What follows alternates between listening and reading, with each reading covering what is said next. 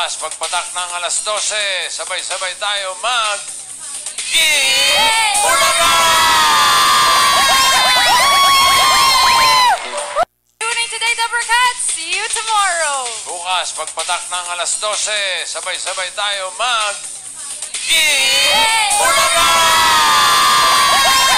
Ulat yan sa Tahanang Pinakasasaya!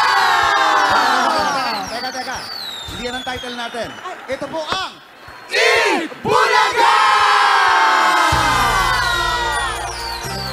Ulat yan sa Tahanang Pinakasasaya! Teka. Hindi yan ang title natin. Ito po ang Bulaga! Welcome back, mga kaaldab. Ito na naman po ang inyong lingkod, si Mr. Destiny.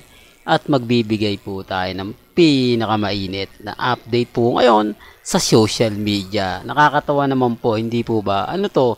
Dalawa ang 8 Bulaga. Ang 8 Bulaga sa APT o tape sa GMA at 8 Bulaga naman po sa TV5.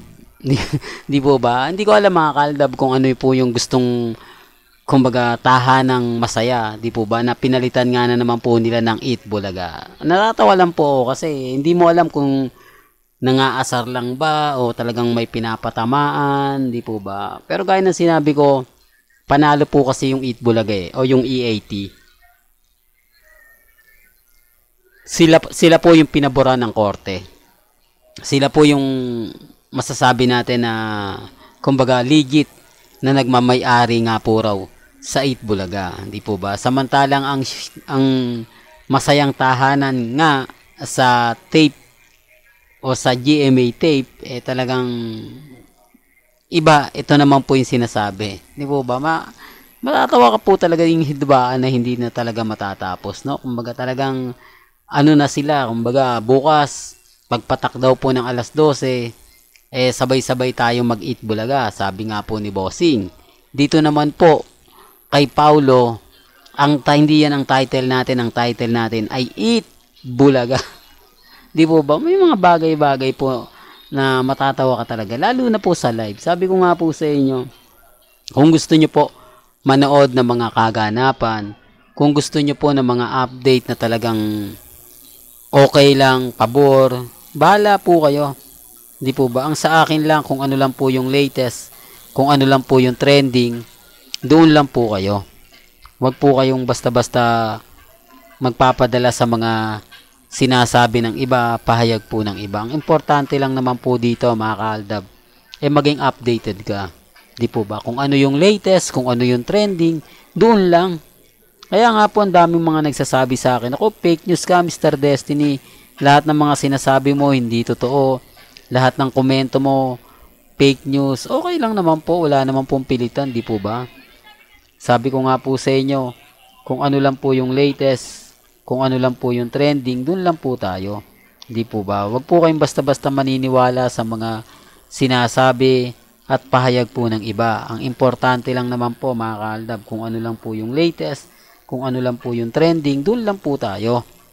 Bagamat maraming sinasabi po yung mga ilang netizen na ganito ganyan, di po ba? Ito po yung mainit Ito talaga yung pinag-uusapan. Di ba? Mamaya na po tayo kay Mengay at kay Alden. Natatawa lang po kasi ako Pwede pala po ba yon? Dalawang 8 Bulaga. 8 Bulaga sa tape at 8 Bulaga sa TV5. Medyo maguguluhan nga po talaga yung mga netizen, di po ba? Medyo maguguluhan po sila kung ano nga po ba yung panonoorin nila, kung sino nga po ba yung mas maganda, etc. etc. Parehas yung title. Di po ba? Kaya nga po ako, mga kaaldab, natatawa na lang sa mga nagre-react at sa mga nagko-komento. Sabi ko nga po sa inyo, kung ano lang po yung latest, kung ano lang po yung trending, dun lang po tayo. Huwag po kayong basta-basta maniniwala sa mga sinasabi at pahayag po ng iba.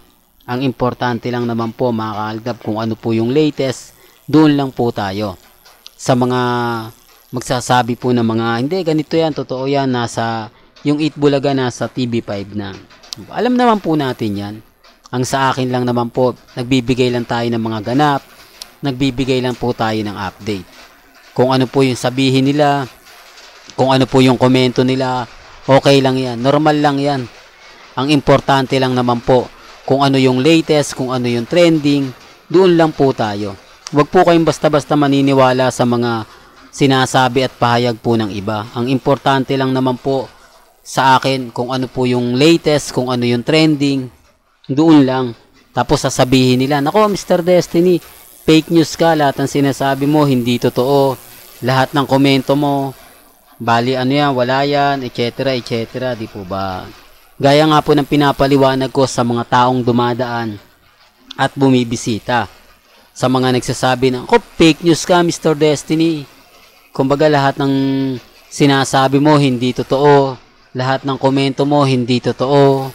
Di po ba? Relax ka lang, kumbaga kalmado ka lang, kampante ka lang. Kung ano yung mga sinasabi mo, kung ano yung pahayag mo. Ako mga kaaldab, sa dami po ng mga nagsasabi na fake news ako. Sa dami po ng mga taong gigil na gigil sa channel natin dahil tayo lang naman po talaga ang natitira. Yung ibang aldab, nag-move on na raw. Yung ibang vlogger, nag-iba na raw. Okay lang naman po, hindi po ba? Kung mag-iba sila, hindi naman po ako namimilit eh. Wala naman pong pilitan, di po ba? Kung ano lang po yung latest, kung ano lang po yung trending, dun lang po tayo.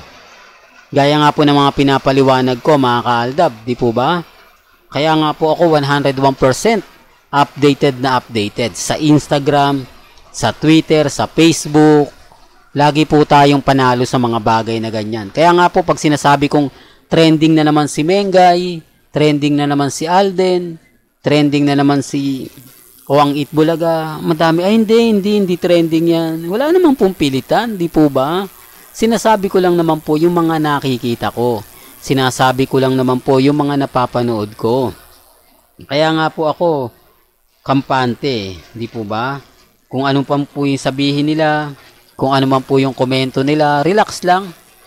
Hindi naman po tayo magpapa-apekto sa mga pahayag. Lalo na nga po kapag ang pinag-uusapan natin, sila Mengay at si Alden.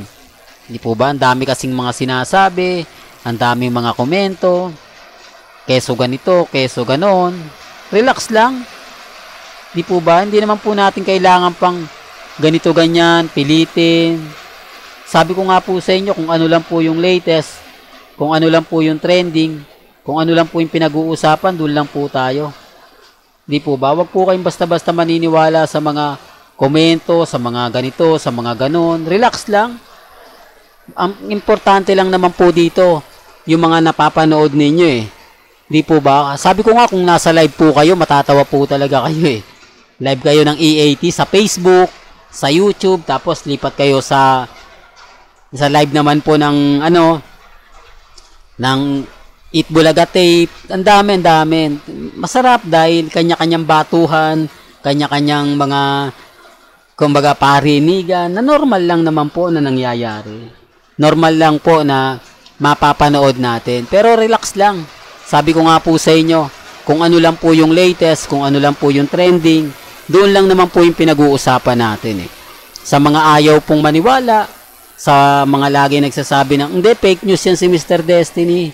Okay lang po. Ang importante lang po, kung ano po yung gusto po ninyo, yun lang po, di po ba? Tapos sasabihin nila, lahat daw po ng mga ina-update natin, hindi totoo. Eto na po, resibo, ebidensya.